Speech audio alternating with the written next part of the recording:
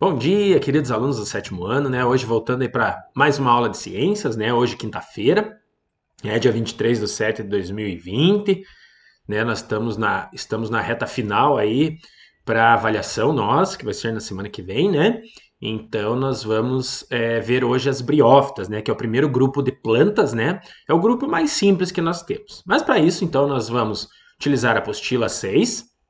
Na verdade, é a apostila 5, né, de vocês, só que ela é o grupo 6, né? Não veio uma sexta apostila para vocês, mas é o grupo 6, então falamos apostila 6. Capítulo é o capítulo 12 e as páginas que nós vamos ver são as páginas 118 a 120 hoje, certo? Então, como eu falei para vocês, as briófitas, elas são um grupo bem legal, bem interessante, né? O primeiro grupo de plantas, como eu tinha comentado no início, né? E acredita-se que ela é um elo de ligação entre o ambiente aquático para o ambiente terrestre. Lembra que nós falamos que acreditamos que as plantas surgiram das algas, né? E as briófitas são os primeiros grupos aí a conseguirem sobreviver aí no ambiente terrestre. Claro que elas vão precisar de água por toda a vida delas, para a reprodução, para o desenvolvimento. Então, normalmente nós vamos encontrar briófitas perto de rio, lagos, córregos, cachoeiras, madeiras, né, que são úmidas, que nós vamos encontrar aí então essas plantas, certo? São plantas sem semente, né? Então elas não produzem semente. Bem, na verdade, são plantas bem simples, nós vamos ver aí na sequência, tá bom? Então nós temos aqui alguns exemplos, né, de algumas briófitas, né? Nós temos como principais exemplos os musgos que nós vimos no início, né? Estão aqui também, né? Os musgos. E as hepáticas também, que são exemplos de briófitas. Então nós temos dois exemplos principais de briófitas, os musgos e as hepáticas. As hepáticas têm uma folha um pouco mais palmada, né? uma folha um pouco mais esticadinha, digamos assim. E os musgos, normalmente nós encontramos aí, igual eu falei para vocês, em lugares úmidos, né? Uma grama, às vezes, que está bastante úmida, às vezes a gente vai encontrar, né, no cantinho. Perto de rochas, né, que estão perto de rios, a gente vai encontrar. Então ela é bem frágilzinha, né? Se você pisar, às vezes, nela, ela lisa. Por quê? Não tem raiz, não tem caule, não tem folha, não tem flor, não tem fruto, não tem semente, né? Por isso acredita-se que ela é um elo de ligação entre o ambiente aquático, né, as algas, e o ambiente terrestre. Ela ainda não desenvolveu estruturas para que ela conseguisse se sustentar aí e ter um tamanho avantajado. Nós vamos ver que essas plantas vão atingir no máximo 20, 30 centímetros no máximo. Aqui nós temos mais alguns exemplos, né? Então, aqui nas rochas, como eu falei para vocês, então essa estruturinha verde, isso aqui é o musgo. Mais um musgo aqui em uma árvore. Aqui nós temos os líquens, já para a gente relembrar, que é a associação entre a alga e o fungo, né? Aqui nós temos mais musgos, né? Aqui é uma samambaia, nós vamos ver ainda uma pteridófita, não entra nesse grupo. E as hepáticas, né? Folhinhas aí mais palmadas, como nós já tínhamos comentado para vocês, certo? Vamos lá. Aqui nós temos mais alguns exemplos, né? Mais alguns musgos aqui em árvore, aqui no chão. Aqui nós temos mais algumas hepáticas, que são exemplos, então, de briófitas, como nós falamos aqui, tá bom? Então vamos lá. Aqui nós temos as principais características das briófitas, que é muito importante. Então, tentei colocar as principais para que facilite aí para o estudo de vocês. Tá. Briófita vem do grego brion, que quer dizer musgo. Phyton quer dizer planta, né? Então nós vamos ver que é uma planta em forma de musgo, que na verdade são os musgos aí que nós chamamos normalmente. Tá. Forma um filo considerado mais próximo do ancestral do reino Plantae, sendo as plantas mais simples conhecidas. Apresentam um tipo de reprodução totalmente dependente de água, então eles necessitam da água para transporte das estruturas reprodutivas, senão não acontece, por isso eles têm que estar num lugar úmido. São minúsculas e vivem em ambientes úmidos, como nós já falamos. Não produzem flor, semente, nem fruto, nem raiz, nem caule. As estruturas são estruturas muito parecidas, que é o rizoide, que funciona como uma raiz, o cauloide, que funciona como um caule, e o filoide, que funciona como uma folha, muito bem. E são estruturas, então, semelhantes, a raiz, ao caule e a folha, respectivamente, mas não tem. Então, se um dia aparecer numa questão, no vestibular, ou mesmo na nossa prova, qual o grupo de plantas que não tem raiz, caule, folha, flor, fruto, nenhuma das estruturas normalmente que nós encontramos em plantas? Briófitas, né? Os musgos e as hepáticas, né? Os exemplos principais que nós temos aí, tá bom? Então, possui rizóide, cauloide e filóide, que nós já vamos ver aí na sequência também. São avasculares. Então, essa é uma palavra nova para nós, só para vocês entenderem. A na ciência quer dizer não. Vascular vem do sistema, digamos assim, de transporte dentro da planta. Então, esse tipo de planta não tem um sistema único que transporta os nutrientes para a planta, né? Que nós chamamos de vasos condutores de seiva. Então, são os únicos que não tem. Então, se eu perguntar assim, na prova, qual é o único grupo de plantas que é avascular? Briófita. Pteridófita, gimnosperma, angiosperma, todos são vasculares, certo? Isso é o que limita o crescimento deles. Então, por exemplo, o transporte ele é feito de célula por célula. Então, a água vai passando de célula por célula até chegar lá na ponta. Terminou o dia, ela foi 20, 25 centímetros. Quando é um sistema vascular, pessoal, como é o caso do pinheiro, veja quantos metros. 20, 30, 40 metros, às vezes, de altura. E você vai ver que esse vaso funciona para levar água lá na copa.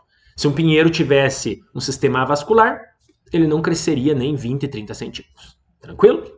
Não apresenta tecido de sustentação, por isso são muito frágeis, né? A ausência dos vasos condutores de tecido também, né? Que não permite a planta alcançar tamanhos muito grandes, certo? Se eu perguntar assim, o que limita o crescimento de uma briófita, de um musgo, né, de uma hepática, é a ausência de vasos condutores. Então, eles são considerados seres avasculares. Não tem vasos condutores, certo? As únicas plantas que não têm. Aqui nós temos um exemplo, ó. Aqui nós temos a estrutura do corpo deles, bem bonita, né? Então, desse lado, deixa eu ver se o professor não está cobrindo. Não. Desse lado direito, nós temos, então, um musgo. Veja a estrutura dele. O rizóide parece uma raizinha, que fixa ela no chão. Cauloide, que parece um caule. E o filóide, que parece as folhas. Essa é a estrutura básica. Macho, fêmea, tudo tem isso daqui. Mas essa estrutura aqui em cima, em vermelhinha, só as fêmeas vão apresentar, que é o que nós chamamos de esporófito. Então, o gametófito feminino produz esporófito. O gametófito masculino, não produz, né? Então, o esporófito produz esporos. Gametófito produz gametas. Então, é o gameta feminino, o gameta masculino lá vai chegar até o feminino e vai crescer em cima do feminino essa cápsula, onde vai ter o chamado esporo. Então, essa estruturinha aqui nós chamamos de haste. Então, essa é uma estrutura geral do corpo de um musgo feminino. Entendido? Que nós temos ele no real, ó. Veja, o gametófito bem pequenininho, chega no máximo 4, 5 centímetros, e aí o esporófito que pode chegar um pouco mais, né? Chegando aí no máximo a uns 25, 30 centímetros, tá bom? Vamos lá.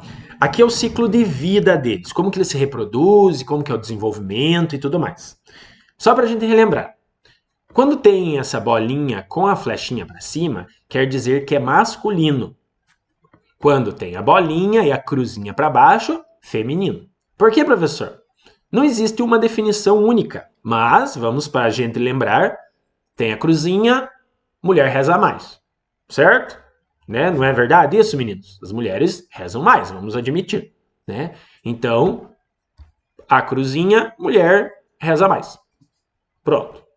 E a flechinha, o contrário, vai ser o masculino. Olha o que acontece. Então, o gameta da estrutura masculina sai pela água, lembre que tem que ser pela água, e chegou na estrutura feminina. Chegando na estrutura feminina, ele vai fecundar. O que é fecundar? A estrutura, o gameta masculino, se une ao feminino. Entendido? Aí forma o que nós chamamos de embrião. Esse embrião, só nas femininas, vai crescer em cima dela. E aí vai formar o que nós chamamos de esporófito. Então, gametófito masculino, gametófito feminino. Gametófito feminino vai começar a produzir o esporófito. Que esse vai produzir os esporozinhos, ó. Então essa cápsula joga esses esporozinhos no chão e vão crescer novos musgos. Então é muito rápido e muito fácil o processo, desde que tenha água. De novo, chegou aqui agora o masculino, o feminino. O masculino tem o anterozoide, que é o nome do gameta. O feminino tem a oosfera. O anterozoide vai nadar, vai chegar na oosfera, vai fecundar, como nós falamos, e o ciclo continua de novo.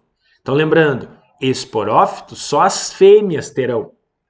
Gametófito, macho e fêmea, mas o esporófito só a fêmea. Entendido? E aí, finalizamos nossa aula, né? Fácil hoje, bem simples, bem tranquilo, né? Eu acho que o primeiro grupo é bem tranquilo. Lembrar de algumas características básicas para a prova. Não tem raiz, não tem caule, não tem folha, não tem flor, não tem fruto, não tem nada. O que eles têm? Rizoide, cauloide, filoide. São as 3 estruturas básicas, certo? O corpo deles é chamado gametófito. Produz gametas. Gameta masculino sai, né? O anterozoide sai do masculino, vai para o feminino, fecundou. Só a fêmea produz o esporófito, aquele que vai ter aquela cápsula. Só ela, professor. Só ela que produz. Ponto. Outra característica, são avasculares. Não tem sistema condutor de seiva. Por isso crescem pouco. Então eles vão muito devagarinho e vai crescer muito pouco. Essa é a característica única principal. Dependem de água para toda a vida, para a reprodução, para a estrutura do corpo. Precisam de água para o resto da vida deles. Entendido? Qualquer dúvida, manda um oi lá para o professor para a gente conversar, certo? Atividades complementares agora, para fazer agora. Eu vou deixar para vocês um videozinho, até tem uma musiquinha sobre as briófitas para vocês conhecerem. Vou ver se eu encontro, já deixo para vocês. E vocês vão fazer questão 1 da página 424 e 425. Entendido? E de tarefa vão ficar as questões 2, 3 e 4 da página 425. Faz agora, faz rapidinho lá, tira a foto, manda para o professor. Não esquece de dar oi, dar um positivo, dizer que você assistiu a aula.